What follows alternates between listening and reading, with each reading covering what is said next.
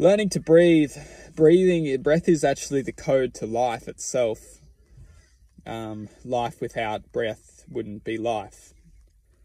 Now, breathing is actually very fascinating because those who are very much breathing just in the shoulders and the upper chest, you can tell a lot by yourself. If you are like breathing just within the shoulders or the chest, generally we're not breathing to our best capacity, because breath, it's very what can help us if we're trying to learn to breathe properly, or because breath is life force. We might be thinking, oh, breath is just essential. At the minimum, life wants us to, well, the world wants us to essentially get the least oxygen in as we can, but still live, so we can serve the purpose, or serve the purpose, not our purpose, just to function. But we're not taught how crucial breath is for performance, because the more oxygen that we're getting in our system is essentially the more connective energy, which functions our circuits, which functions our mind, our body. Life force is breath, but we don't refer to breath as life force, otherwise maybe we'd all think life force. Well, how much life force am I getting in myself? So breath is essentially life force, and it's the link between existence and us. Because in order for us to come into this existence, we must be fused with breath. Otherwise, we wouldn't be here. Quite simply, we need breath to run our systems. Otherwise, we wouldn't be able to beat the heart.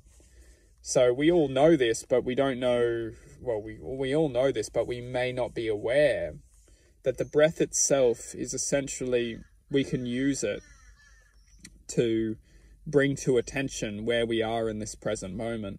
Because a lot of us, when we're disconnected from our breath, or we're not aware of our breath, we may be disconnected from our true self, or we might be suffering from stress, anxiety, worry, fear, doubt. As essentially, the breath is very important to cleanse the body. The breath is very important to slow down, feel, think from the outside.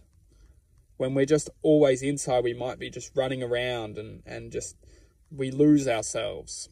And the breath is essentially the peace, the calm, the neutrality, neutralizing the chaos and the love. The breath is fusing them two together, because the reality is, this is how we grow. We grow with the chaos, harmonizing with love. We learn, we understand, we grow. It's like the volcano. When the volcano under the sea, the magma cools with the ocean, it grows land. There's no difference between us. When we get the chaos, and we learn to bring the calm and the peace, we actually learn and we grow. And the breath is essentially the fusing the two together. So what we can start to do and start to become aware of is that the breath itself needs to be brought to attention. We can bring breath to our attention any single moment. We just come back to our breath, because the breath, no matter what, will always continue until the day that we die. And there's nothing else which is the same. Nothing else will always continue until the day that we die, like the breath. Because our minds are too malevolent. Our minds are always against us. They're the counter program. As soon as we lose track, the mind will yank our attention somewhere else.